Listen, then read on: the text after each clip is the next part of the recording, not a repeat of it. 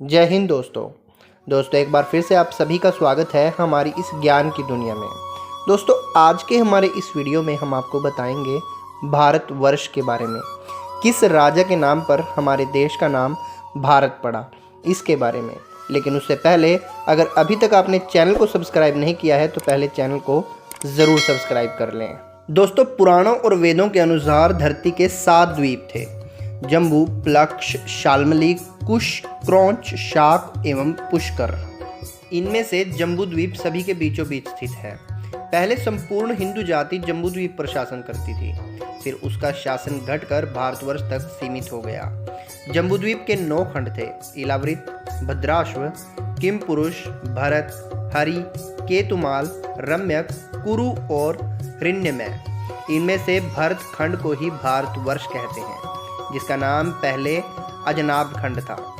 इस भरत खंड के भी 9 खंड थे: इंद्रद्वीप, कसेरू, ताम्रपर्ण, गभस्तिमान, नागद्वीप, सौम्य, गंधर्व और वारुण, तथा यह समुद्र से घिरा हुआ द्वीप उनमें 9वां है।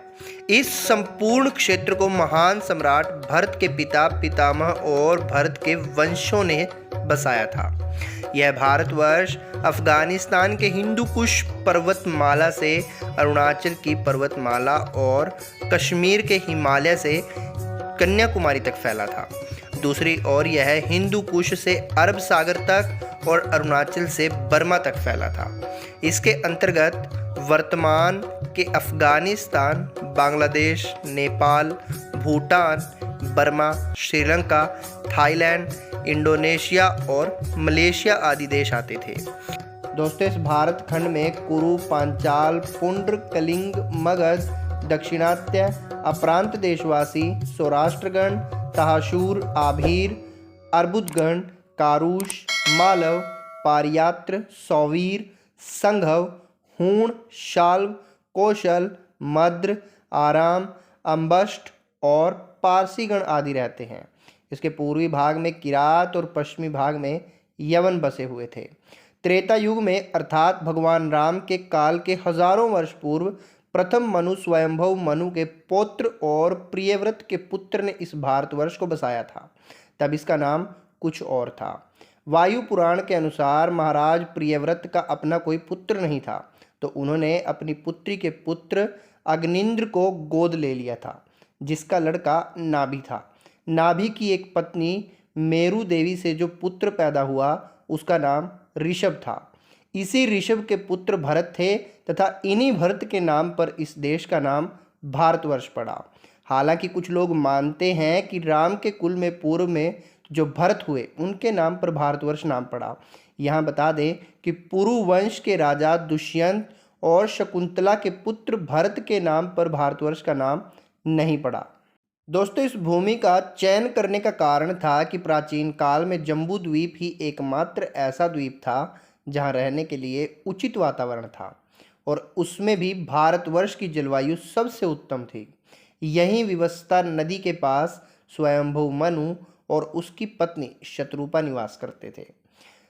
राजा प्रियव्रत ने अपनी पुत्री के 10 पुत्रों में से 7 को संपूर्ण धरती के 7 महाद्वीपों का राजा बनाया था और अग्निंद्र को जम्बूद्वीप का राजा बना दिया था। इस प्रकार राजा भरत ने जो क्षेत्र अपने पुत्र सुमति को दिया वह भारतवर्ष कहलाया।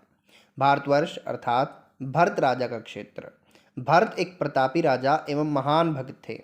श्रीमद् भागवत गीता के 5म स्कंद एवं जैन ग्रंथों में उनके जीवन एवं अन्य जन्मों का वर्णन आता है। दोस्तों महाभारत के अनुसार भरत का साम्राज्य संपूर्ण भारतीय उपमहाद्वीप में व्याप्त था, जिसमें वर्तमान Bharat, Pakistan, Afghanistan, Uzbekistan, Tajikistan, Kyrgyzstan, Turkmenistan तथा फारस आदि क्षेत्र शामिल थे। प्रथम राजा भरत के बाद और भी कई भरत हुए। 7वें मनु वैवस्वत मनु के कुल में एक भरत हुए जिनके पिता का नाम ध्रुवसंधि था और जिनके पुत्र का नाम असित और असित के पुत्र का नाम सगर था। सगर अयोध्या के बहुत प्रतापी राजा थे। इन्हीं सगर के कुल में भागीरथ हुए। भागीरथ के कुल में ही ययाति हुए। ये चंद्रवशी ययाति से अलग थे। ययाति के कुल में राजा रामचंद्र हुए और राम के पुत्र लव और कुश ने संपूर्ण धरती पर शासन किया। दोस्तों, महाभारत के काल में भी एक तीसरे भरत हुए। पुरुवंश के राजा दुष्यंत और शकुंतला के पुत्र भरत की गणना महाभारत में वर्णित 16 सर्वश्रेष्ठ राजाओं में होती है।